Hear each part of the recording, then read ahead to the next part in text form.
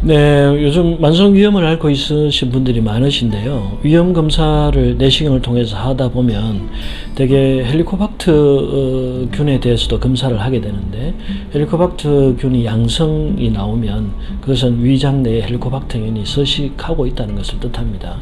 되게 헬리코박터는 헬리코박터 파이로리 균이라고 합니다. 이것은 위장 내에 이제 위점막층과 점액 사이에 서식을 하게 되는데요. 이게 문제가 되는 것은 우리나라 사람들이 대부분이 감염되어 있기 때문에 그렇습니다. 어린이의 20%, 중년층의 70%, 노인층의 90%가 감염되어 있다고 하니까 거의 대부분이 감염되어 있다고 봐도 좋겠죠. 이 균이 되게 위염이나 위궤양 또는 위암의 위험 인자로 분류가 되어 있기 때문에 대부분은 제균 치료를 받게 되고 또 제균 치료를 권장받게 됩니다. 그런데 이 헬리코박터 균이라는 것이 세균이기 때문에 세균을 죽이려면 항생제를 써야 되거든요. 그래서 항생제를 고단위로 사용을 해서 세균을 죽이다 보면 여러 가지 부작용이 따르기 때문에 비용 효과 면에서 모든 사람에게 다 권장되고 있지는 않습니다. 특히 궤양을 앓고 있거나 점막 관련 림프 조직에 종양이 있거나 조김 위암의 환자에게는 무조건 제균 치료를 하게 되어 있고요. 그 외에는 이제 증상에 따라서 몸 상태에 따라서 좀 제균 시기를 늦추거나 금방 해야 되거나 하는 것을 결정하시면 되겠습니다.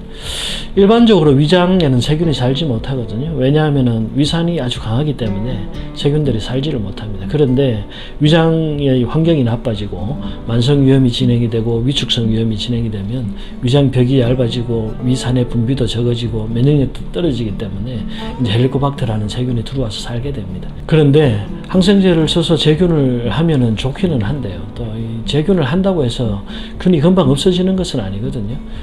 한 달 전에 제균을 했는데 한 달 후에 재검을 했을 때 다시 나타나는 경우도 있고, 이번에 제균을 해서 음성이 되어서 없어졌는데 1년 후에 검사를 했더니 다시 또 나타나는 경우가 있기 때문에 너무 지속적으로 반복적으로 제균 치료에만 매달리는 것은 손해가 오히려 클 수 있다 하는 것을 말씀드릴 수가 있겠습니다.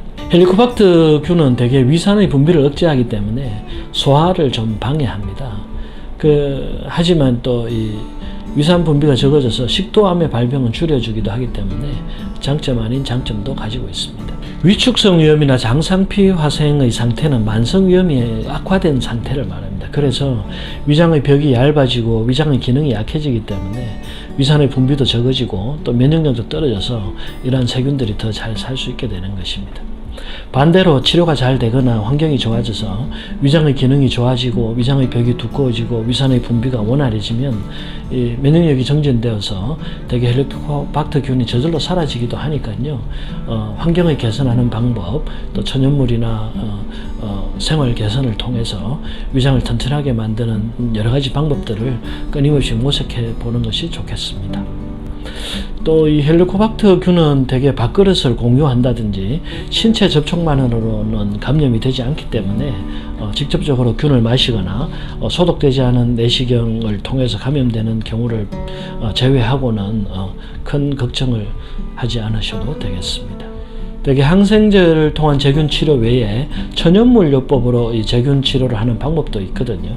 그래서 면역력을 길러주는 홍삼이나 황기 같은 것을 복용하신다든지, 항염증 작용, 항균 작용이 있는 알리신이 많이 함유된 마늘이나 양파 등도 효과가 있겠고요. 또 황금이나 황령 같은 천연물도 헬리코박터 제균에 효과가 있는 것으로 알려져 있습니다. 또 오메가3가 이 위장 점막을 강화하는 작용이 있기 때문에 복용하시는 것도 좋겠고, 오메가3 대신 들기름이나 올리브유, 코코넛 오일 같은 기름을 하루에 한두 스푼 직접 복용하시는 것도 도움이 됩니다.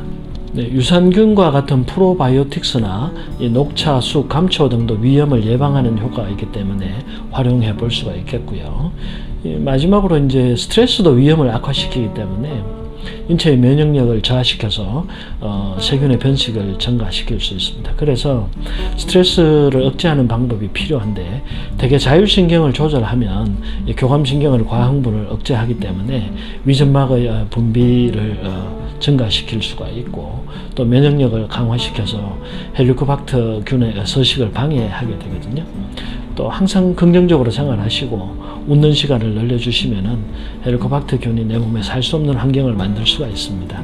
그러한 여러 가지 방법들을 통해서 이 헬리코박터균의 정식을 억제하고 위험을 예방해 주신다면 건강한 위장을 오래도록 유지할 수 있겠다 이렇게 말씀드릴 수가 있겠습니다.